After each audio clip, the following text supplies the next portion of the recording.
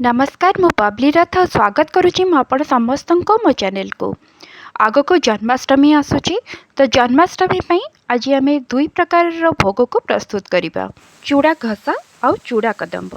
बहुत लोकंकर बहुत कन्फ्यूजन थाए कि चूड़ा घसा आउ चूड़ा कदम्ब गोटे जिनस ना दुई प्रकार आज मु आपण समस्तंकर सब कन्फ्यूजन को दूर करी ए वीडियो रे। तो वीडियोर शेष पर्यंत आपण निश्चय देखंतु। चूड़ा कदम्ब गोटे छप्पन भोग जोटा कि जगन्नाथ पाखे पूजा कराए हेले चूड़ा घसा छप्पन भोगर अंतर्भुक्त नुहे। तो चलतु एबे आमे प्रस्तुत करवा। तो से मुझे दुई गिना चूड़ा चूड़ा को भल कि बाछिकी ताको टिके चलैकी नहींजे जदि से किसी गुंड अच्छी ताल ताको आपण बाहर करने तापर आमे ताको गुंड कर नबा पूरा गुंड करेनि ताको जस्ट सुजी सेमती गुंड होता है मते कोर्सली ताको आपण गुंड करेंगे। तो ये आमर चूड़ा गुंड प्रस्तुत हो गला ताको आमे प्लेट रे काढ़ी नेले से आमे गोटे टेबल स्पून ऐड करवा गुआ घी को। मु प्रथमे चूड़ा घसा को प्रस्तुत करुच्ची तापर चूड़ा कदम्ब को प्रस्तुत करी। तो चूड़ा घसा एमती आपण गुआ घी को ऐड कर सारिबा परे एमती आपण भल भाव हाथ रे दुई हाथ रे एमती घसी देबे।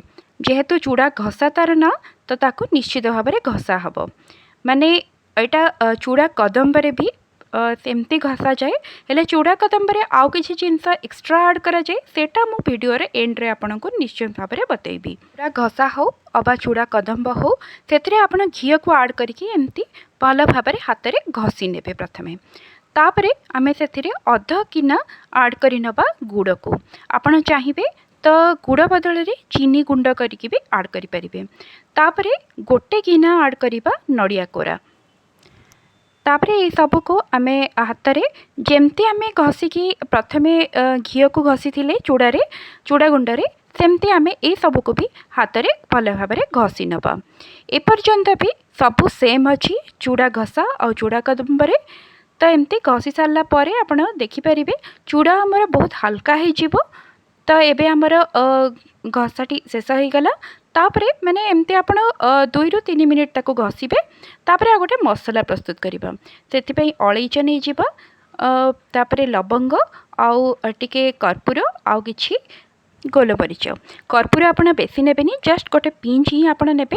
आउ से जो अलैच नहीं तार चोपा को ऐड करेनि खाली तार मंजी को बाहर करके ये सब को आमे गोटे हेमदस्ता साहाय्य रे गुंड कर नबा। ये सब भी सेम अच्छी चूड़ा घसा और चूड़ा कदम्ब पाई। तो एमती आमे ताको गुंड कर नेबे।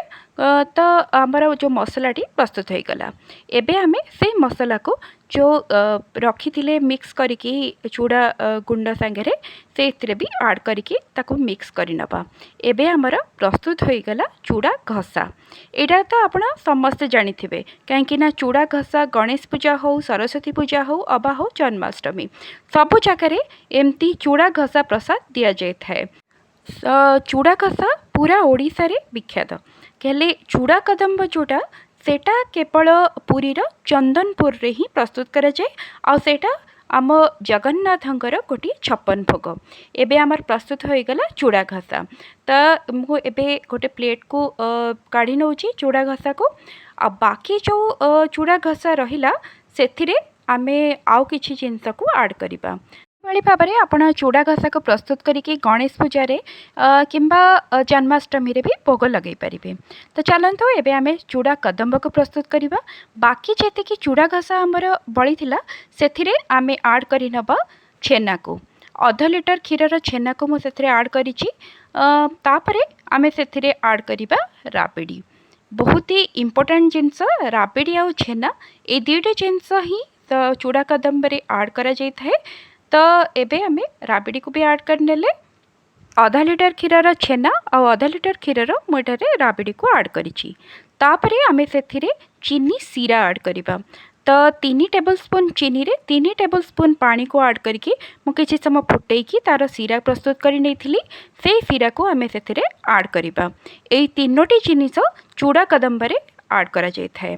नहीं तो चूड़ा कदम्ब और चूड़ा घसा दुईटा जाक सामान होता है। प्रथमे चूड़ा घसा प्रस्तुत करा जाए और तापरे ए तीनोटी जिनिस को आपण जदि ऐड करदेबे ताहले सेटा हो चूड़ा कदम्बा। यही तीनोटी जिनस को आड कर सारिबा परे आमे ताको भल भाव एमती चकटी नबा। चकटी सारिबा परे एमती आमे गोल गोल करि नबा। बड़ बड़ आकार रे लड्डू ठो बड़ आकार रे आपण ताको गोल करिकी चूड़ा कदम्बा को प्रस्तुत करि परिबे। पुरीर चंदनपुर रे एई भली भाव में चूड़ा कदम्ब संगे बाड़िया डालमा को सर्व करा जाय थाए। आउ सेटा बहुत ही पॉपुलर जो माने पुरीर चंदनपुर जाइथिबे और खाइथिबे जानिथिबे बहुत ही टेस्टी लगे थाए चूड़ा कदम्ब संगे बाड़िया डालमा। चूड़ा घसा टिके ड्राए रही थाए हेले चूड़ा कदम्ब रे जेहेतु आमे आड करिचे राबड़ी छेना आउ चीनी सिरा को सेटा टिके ओदालिया होई थाए। तो एमती भाव में चूड़ा कदम्बा को आमे प्रस्तुत करें। तो एबे आमर प्रस्तुत हो गला दुईटी जाक भोग चूड़ा कदम्बा आउ चूड़ा घसा।